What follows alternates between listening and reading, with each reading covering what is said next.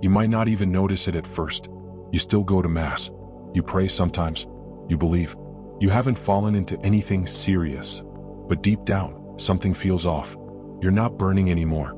You speak to God, but it feels like an echo. You live, but it's mechanical. And your heart is covered in a quiet fog. This isn't rebellion. This isn't a great fall. It's drift. The kind that comes from small habits. Hidden ones. Things that don't look sinful, but slowly steal your fire. The Church teaches, not only mortal sin wounds the soul. There are slow poisons. Quiet thieves.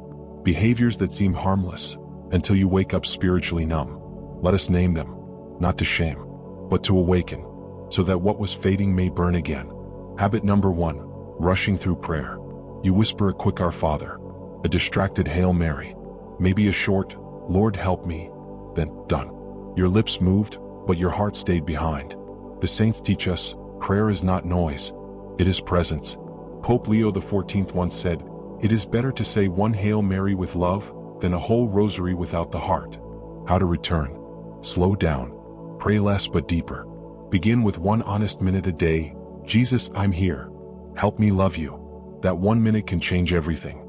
Habit number 2, skipping confession because I'm not that bad. You haven't murdered anyone. You're not doing anything serious. So you wait. Months. Sometimes years. But the soul still gathers dust. The Church says, even venial sins weaken the light in us. Confession isn't just for cleansing, it's for healing.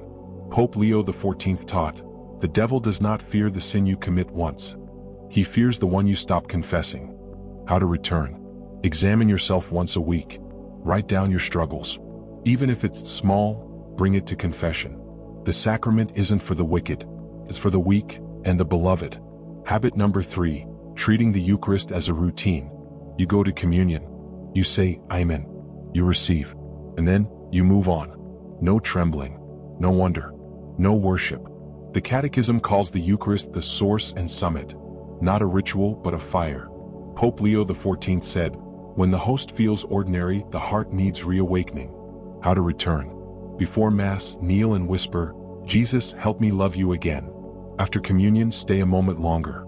Don't speak, just gaze. Even in dryness, He is there. Habit number 4, keeping the rosary as decoration.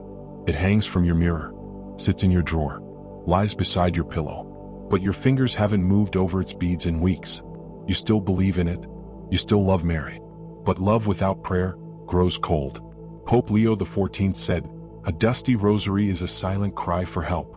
Not from God, from your soul. How to return. Tonight, pray 1 decade. Just 1. Don't rush. Don't worry about perfection.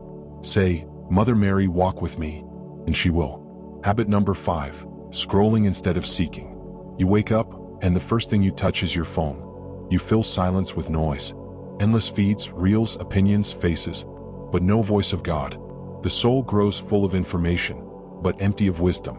The Church does not condemn technology, but she warns against distraction, because what you feed your eyes forms your heart. Pope Leo XIV once said, you cannot hear the whisper of heaven if your ears are always filled with the world. How to return. Begin your day with silence. Before the screen, 1 psalm, 1 prayer. Put your phone down for 1 rosary length of time. Let God speak before the world does. Habit number 6, avoiding silence because it's uncomfortable. You always need music, background noise, a voice, because silence feels too empty, too awkward, too loud inside. But that silence? That's where God waits. The Church teaches that prayer begins where noise ends, that the interior life must be cultivated, like a garden, not a machine. Pope Leo XIV taught, the soul who cannot sit in silence will never hear the footsteps of Christ. How to return. Try 5 minutes. No music, no words, just you and God. Close your eyes, breathe slowly, whisper, Lord, I'm listening. At first it may feel dry, but give it time. Stillness will become sanctuary.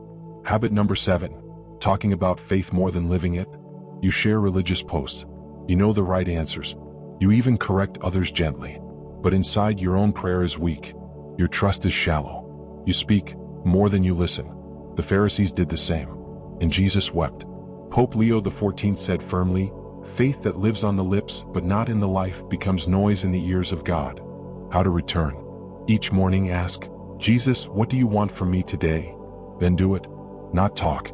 Not post. Do it. Help someone. Forgive someone.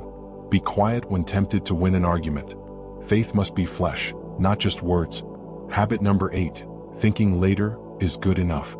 I'll pray more next week. I'll go to adoration when life calms down.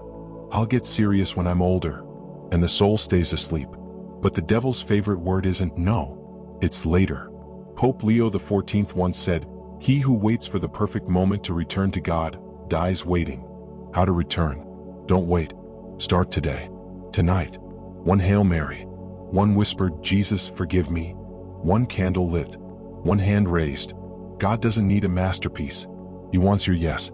Now, conclusion. Grace begins where you turn. These habits may have crept in silently, but grace rushes in quickly. You are not far. You are not broken beyond return. Even if you've forgotten prayer. Even if your fire is cold. Even now, right now, you can begin again. Say it with me. Jesus, I'm tired of drifting. I want to return. And that prayer, even whispered, moves heaven. Because the soul who takes one step back is already being embraced